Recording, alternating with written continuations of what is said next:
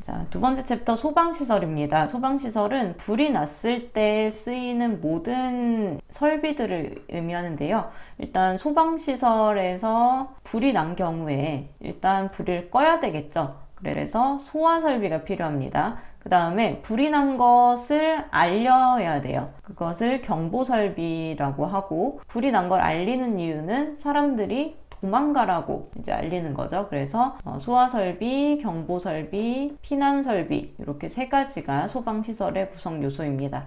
자, 소화설비는 불을 끄기 위해서 설치된 시설들, 설비들을 의미하는데, 전기설비의 소화설비는 당해 장소에 100제곱미터마다 소형 수동식 소화기를 1개 설치를 해야 되고요.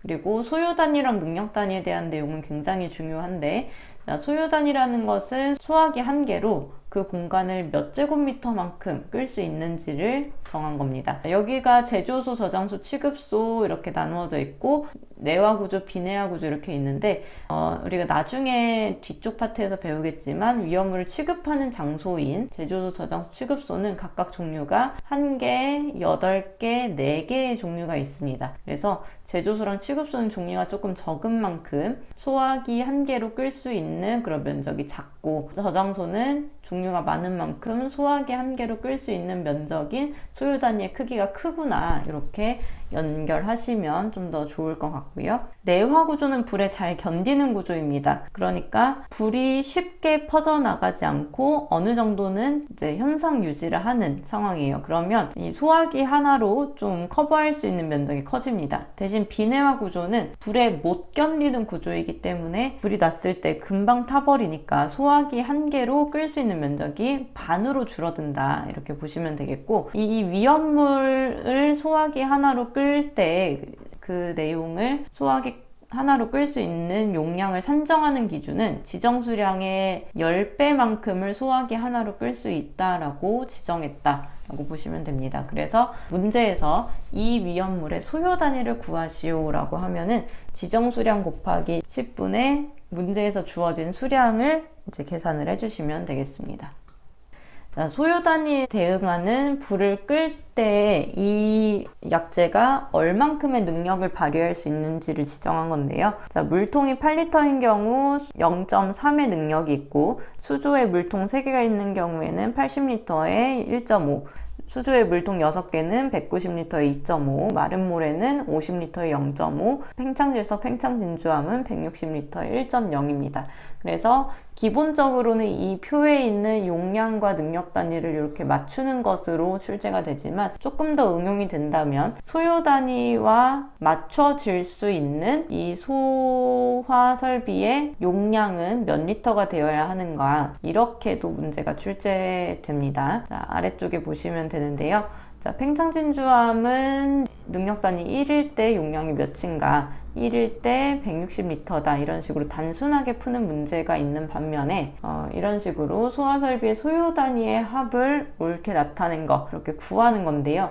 자, 건축물의 연면적이 3,000이다. 공간이 3,000제곱미터인데 그 안에는 제조소의 내화 구조래요. 그러면 제조소의 내화 구조인 100제곱미터가 1 소요 단위가 되겠죠. 그래서 3,000제곱미터를 100으로 나누게 되면 나오는 값인 30이 소요 단위가 되는 겁니다. 그리고 허가 지정수량은 3,000배인데 지정수량의 10을 곱한 것이 1 소요 단위인데 지정수량의 3,000배가 됐다고 하면 이것은 300 소요 단위가 됩니다. 자, 지정수량 곱하기 10을 한 것을 문제에서 주어진 수량으로 나누어 주면 볼 수 있는 값이고요. 그리고 제조소의 5궤에 있는 경우에는 이제 내화 구조로 취급을 합니다. 그래서 제조소의 내화 구조인 상태인 100제곱미터가 1 소요 단위니까 500제곱미터는 5 소요 단위가 되겠다, 이런 식으로 계산을 할 수 있겠죠. 자, 세 개를 다 더하면 나오는 값인 335가 답이 되겠습니다.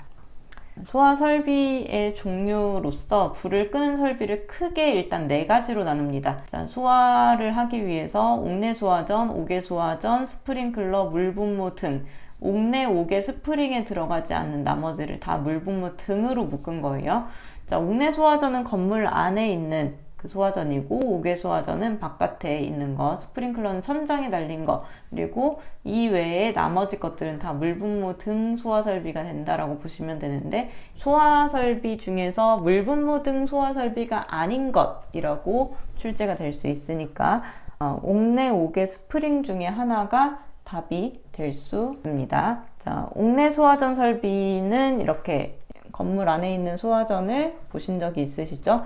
자, 여기에 옥내 소화전은 층의 각 부분에서 수평거리가 25m가 되도록 옥내 소화전에서 모든 부분에 25m 안에 도달할 수 있는 범위 내에 하나씩 설치를 해야 됩니다. 자, 수원의 수량은 5개 소화전이 가장 많이 설치된 층에 옥내 소화전 설치 개수의 7.8을 곱한 양이 되도록 해야 합니다. 자, 옥내 소화전이 5개 설치됐다 그러면 5에다가 7.8을 곱한 거고, 6개가 설치되었다 그러면 6을 곱하는 게 아니라 최대 5개에 7.8을 곱한 만큼 계산을 한다는 뜻입니다. 그리고 각 층을 기준으로 해서 동시에 사용할 경우에 방수 압력이 350kPa이 돼야 되고, 방수량은 1분당 260L 이상이 되어야 합니다. 비상전원은 화재로 인해서 전기가 나갔을 경우에도 사용할 수 있도록 설치하는 거고, 45분 이상 작동을 할 수 있어야 합니다. 개폐 밸브나 호스 접속구는 1.5m 높이 이하에 설치를 해야 하는데, 이 옥내 소화전을 보시면 이 소화전만 있는 것이 아니라 이 위에 이렇게 옥내 소화전이 여기 있다는 표시로 이렇게 설치하는 것이 있어요. 옥내 소화전 함에는 소화전이라는 글씨가 꼭 써 있어야 하고요. 그리고 벽면에 적색의 표시등, 이게 표시등인데요.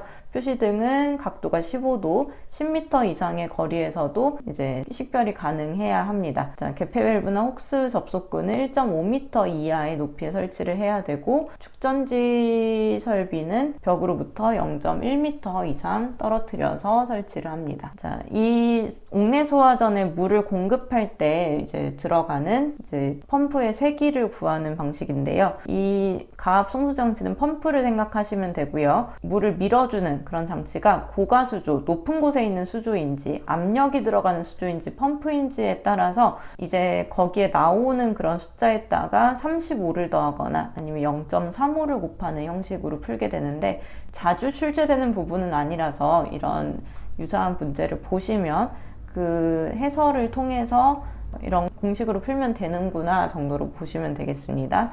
자, 5개 소화전 설비는 이렇게 바깥에 이런 모양으로 되어 있어요. 자, 건축물의 1층과 2층까지 끌 수 있는 거예요. 꼭 야외만 끌 수 있는 것이 아니라 1층, 2층까지 끌 수 있는 거고, 호스 접속구까지 40m, 아까 옥내 저장소는 25m였죠. 자, 이렇게 설치가 되어야 합니다. 자, 물의 양, 수원의 수량을 구할 때는 최대 개수 4개에다가 13.5를 곱한 만큼 계산을 하는데, 4개가 설치되어 있다 그러면 4개 곱하기 13.5, 5개가 설치되어 있다 하면은 5 곱하기가 아니라 4 곱하기 13.5를 하는 거고, 2개가 설치되어 있다 그러면 이 숫자 그대로 2 곱하기 13.5를 해주시면 되겠습니다. 자, 5개 소화전 설치 개수가 4개 이상인 경우에는 방수 압력이 350kPa 이상이고, 방수량이 1분당 450L 이상의 성능이 되도록 해야 합니다. 앞에 숫자랑 약간 같은 부분도 있고 다른 부분도 있으니까 옥내 소화전으로 비교하셔야 되고요. 비상전원 설치해야 되고, 5개 소화전 함으로부터 5m 이하의 거리에 설치가 되어야 합니다. 자, 그래서 이 안에서 가장 중요한 부분은 수원의 수량을 구하는 식인데요. 옥내 소화전의 경우에는 최대 5개에 7.8을 곱하고, 5개 소화전은 최대 4개에 13.5를 곱한다. 이 내용은 필기, 실기, 기출문제에서 모두 자주 보실 수 있습니다. 자, 5개 소화전을 6개 설치한 경우에 최대 4개까지만 계산하니까 4 곱하기 13.5를 해서 나오는 값인 54가 답이 되겠습니다. 자, 스프링클러는 천장에 설치를 하는 건데요. 건축물의 최상부에서 수평거리가 몇 미터 이런 것보다는 스프링클러 헤드가 방사구역 150제곱미터마다 이제 커버를 할 수 있도록 설치를 해야 된다. 는 것과 방사 압력이 100kPa이고 1분당의 방수량이 80L이다. 그리고 스프링클러는 천장에 설치하는 거기 때문에 초기 화재 진압에는 자동으로 뿌릴 수 있어서 효과적이지만 시설비가 많이 들고 시공이 복잡하다 라는 것들이 중요한 특징이 되겠습니다. 스프링클러는 물을 이렇게 분사하는 방식이기 때문에 물이 뿌려지는 그 밀도에 따라서, 면적에 따라서 물을 얼마나 촘촘하게 뿌려야 하는지가 이렇게 정해집니다. 면적이 커지면 커질수록 방사 밀도가 좀 적어지죠. 면적이 작은 경우에는 촘촘하게 이렇게 뿌릴 수 있겠지만 면적이 넓어지는 경우에는 좀 그렇게 할 수가 없으니까 약간 수치가 내려간다고 보시면 되고, 이것도 관련된 문제를 푸실 때 이 표를 참고하셔서 푸시는 용도로 보시면 되고 외우실 필요는 없습니다. 자, 스프링클러의 개방 밸브를 할 때는 이제 밸브를 여는 힘이 15kg 이하가 되도록 설치가 되어야 하고, 제어 밸브는 바닥면으로부터 0.8m 이상 1.5m 이하의 높이에 설치해야 된다라는 부분 표시를 해 두시고요. 자, 표시 온도에서 폐쇄형 스프링클러 헤드, 그 열이 감지되는 그 부분은 부착 장소의 온도에 따라서 이제 표시 온도가 달라집니다. 자, 온도가 28도에서 39도다 라면은 28로 쓰는 게 아니라 58, 79 이런 식으로 부착 장소의 온도가 몇 도씨까지 올라갈 수 있는 공간인지에 따라서 표시하는 값이 달라지는데, 이 내용은 필기에 종종 출제가 되고 있고요. 자, 물분무 등 소화 설비는 물분무 소화 설비를 포함한 대부분의 이제 소화 설비를 포괄하는 거기 때문에 물분무 소화 설비를 기준으로 가는 경우가 많습니다. 그래서 물분무 소화 설비를 보면 스프링클러가 조금 더 뿌옇게 뿌리는 거고요. 촘촘하게 뿌리는 거고, 물분무 소화 설비는 좀 더 광범위하게 쓰일 수 있다라고 생각하시면 되는데, 방사구역은 스프링클러와 마찬가지로 150제곱미터 미만이 되어야 합니다. 자, 수원의 수량은 옥내 소화전이나 옥외 소화전과 조금 다르게 이 공간의 면적에다가 20 곱하기 30을 해줬을 때 수원의 수량이 될 수 있습니다. 근데 옥내 소화전이나 옥외 소화전만큼 자주 나오는 부분은 아니고요. 그리고 물분무 소화 설비는 방사 압력이 350kPa이어야 합니다. 자, 이 내용까지 봤을 때 우리가 옥내, 옥외 스프링클러 물분무 소화 설비의 방수 압력을 비교할 수 있어요. 자, 옥내, 옥외 물분무 소화 설비는 압력이 같습니다. 이 압력이 약한 압력이 아니에요. 굉장히 이제 사람 한 명이 지탱할 수 없을 정도의 센 압력인데, 스프링클러는 그 정도의 압력으로 하게 되면 천장이 뜯어질 수 있기 때문에 압력이 더 낮다라고 보시면 되겠습니다. 자, 스프링클러 소화 설비 제어 밸브를 기준으로 해서 스프링클러가 0.8에서 1.5m 사이에 제어 밸브를 설치해야 된다고 했죠. 그래서 물분무 소화 설비도 마찬가지이고요. 그리고 포소화 설비 이런 내용들이 있는데, 자주 보이는 내용은 이쪽에는 없고 이 부분 보겠습니다. 표준 방사량. 포소화 설비는 9제곱미터마다 하나씩 거품이 나올 수 있는 그 헤드를 설치해야 하고요. 그리고 포소화 약제의 혼합 방식이 이렇게 프레저 프로포셔너 방식, 펌프 프로포셔너 방식, 프레저 사이드, 그리고 라인 프로포셔너 방식이 있는데, 이것과 관련된 사진 자료들이 인터넷에 많이 있어요. 물과 약재를 어떻게 섞느냐에 따라서 달라지는 건데, 이런 내용, 관련된 내용 부분들을 한번 찾아보시면 좋을 것 같고요.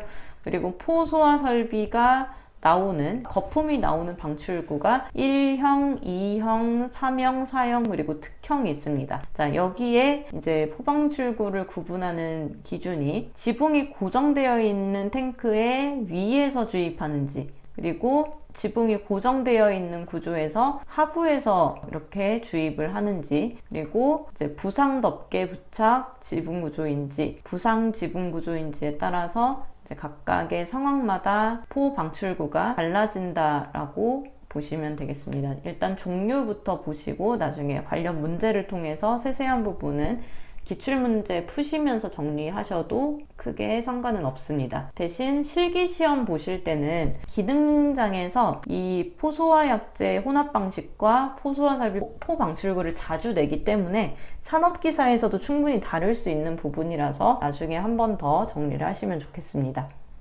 자, 포방출소 방출량은 인하점에 따라서 어떤 포를 사용하는지, 포 수용액 양은 어떤지 이렇게 정리가 되어 있는데 관련 문제 보시면 이런 내용을 참고를 하시고요. 불활성가스 소화 설비의 저장용기 설치 기준은 방호구역 외의 장소에 설치해야 됩니다. 그 공간 바깥에 설치가 되어야 된다는 거고, 온도는 40도 이하, 온도 변화가 적은 장소에 설치, 그리고 직사광선이나 빗물이 침투할 우려가 적은 곳에 설치, 안전장치를 설치해야 된다. 그리고 소화약제의 종류와 양, 제조 연도, 제조자를 표시해야 된다는 설치 기준은 객관식으로 출제가 될 수 있습니다.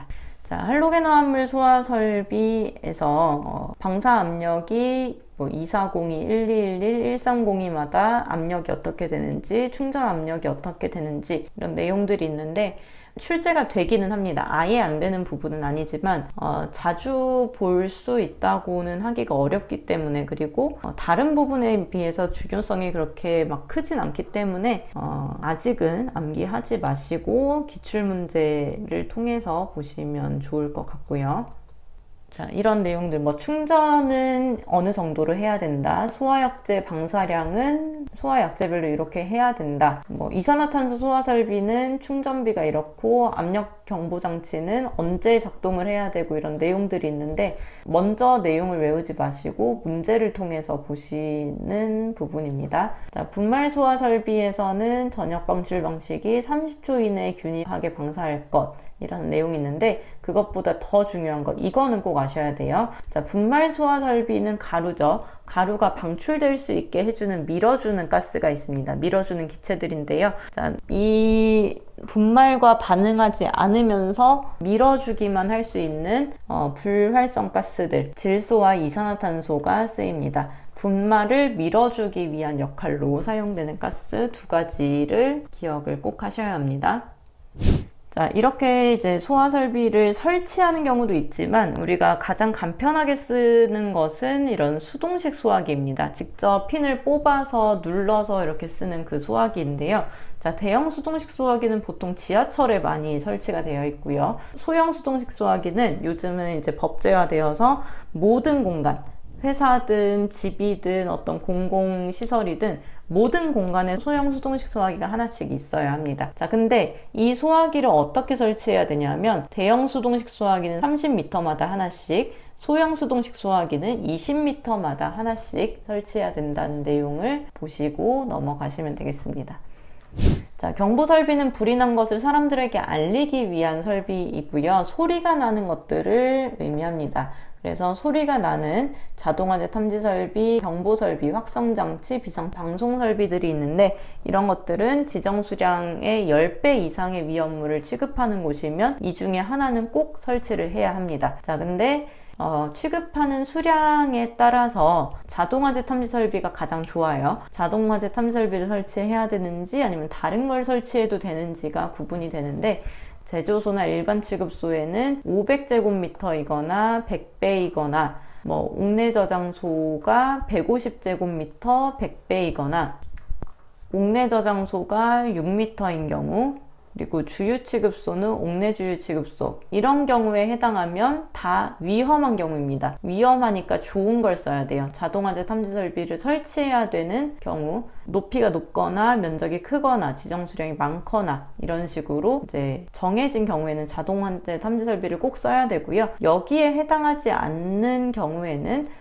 자동화재 탐지 설비, 비상 경보 설비, 확성 장치, 나머지 것들 중에서 하나를 쓰면 되는데, 여기에서 여러분이 구분하실 것은 자동화재 탐지 설비를 설치해야 하는 경우가 어떤 것들이 있는지, 이렇게 색깔이 조금 다르게 표시된 부분의 숫자를 잘 기억하시면 되겠습니다. 이송 취급소의 경보 설비는 어떤 것들이 있는지는 넘어가도록 하고요. 위험물을 저장하는 제조소에 설치해야 되는 경보 설비가 아닌 것, 자동화재 탐지 설비는 90% 이상 사용이 되는 거 제일 중요한 거기 때문에 맞죠. 자동화재 속보 설비, 휴대용 확성기, 비상 방송 설비 이렇게 했는데 자동화재 탐지 설비이지 속보 설비라는 건 없습니다. 말을 교묘하게 바꿔서 종류를 구분하는 그런 문제였습니다.